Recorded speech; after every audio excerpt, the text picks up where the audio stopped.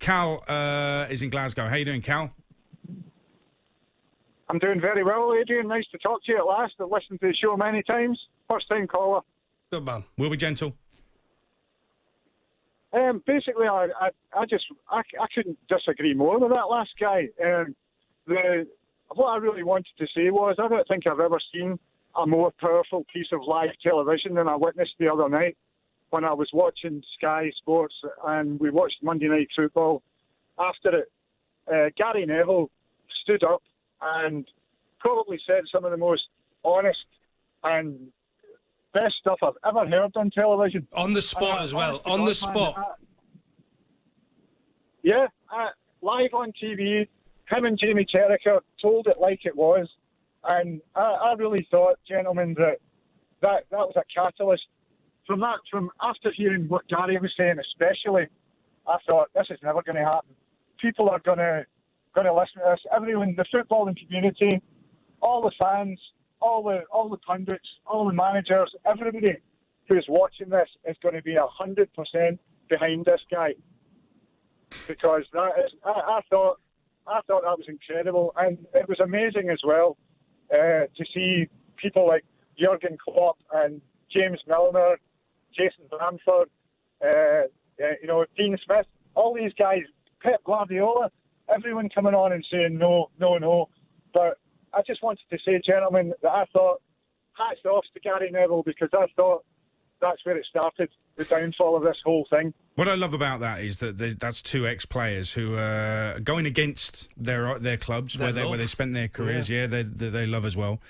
And really speaking like football fans, passionate football fans, which is what they are now, having been players. I'd also look at, point to some of the amazing monologues, really, rants, if you like, that have been on talkSPORT in the last 3 days. Andy Goldstein last night I thought was terrific. Laura Woods, not just on Breakfast, but when she was live from Chelsea yesterday on Drive, I thought was amazing. Your piece about the founder members of 1888, I thought was sensational the other day. Although I did say 1998 once. Yeah, you did, yeah. But it was 1888. I originally said people knew. Simon Jordan's, intelligent, passionate rants about it as well. Hugh Woozencroft on Man United, the club he supports last night, I thought was absolutely, it was sensational radio. So there's been some amazing stuff from presenters, from pundits as well. And you're right, from current players, because for James Milner he looked so angry. He was boiling with rage underneath that calm exterior, wasn't he?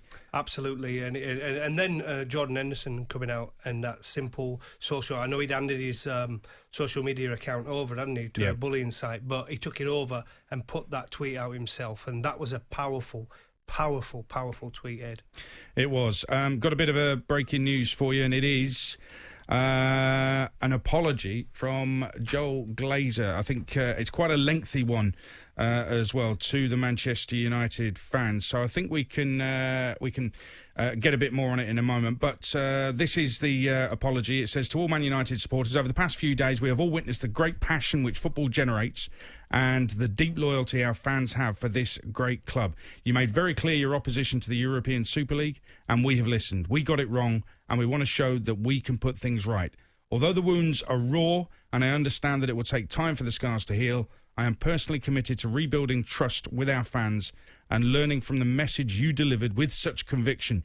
We continue to believe that European football needs to become more sustainable throughout the pyramid for the long term. However, we fully accept that the Super League was not the right way to go about it. In seeking to create a more stable foundation for the game, we failed to show enough respect for its deep-rooted traditions, promotion, relegation, the pyramid, and for that we are sorry. This is the world's greatest football club, and we apologise unreservedly for the unrest caused during these past few days. It's important for us to put that right. Man United has a rich heritage, and we recognise our responsibility to live up to its great traditions and values.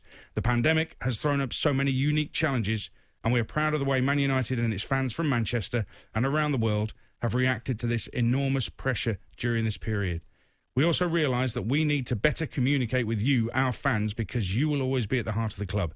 In the background, you can be sure that we'll be taking the necessary steps to rebuild relationships with other stakeholders across the game, with a view to working together on solutions to the long-term challenges facing the football pyramid. Right now, our priority is to continue to support all of our teams as they push for the strongest, possible finish to the season. In closing, I'd like to recognise that it is your support which makes this club so great, and we thank you for that. With best regards, Joel Glazer. Do you think for a second, Darren Goff, that the Man United fans are having that? No chance. Let's find out. Chaz is a Manchester United fan. How do you feel about that apology from Joel Glazer, Chaz? Yeah, to be honest, I think it's a lot of rubbish.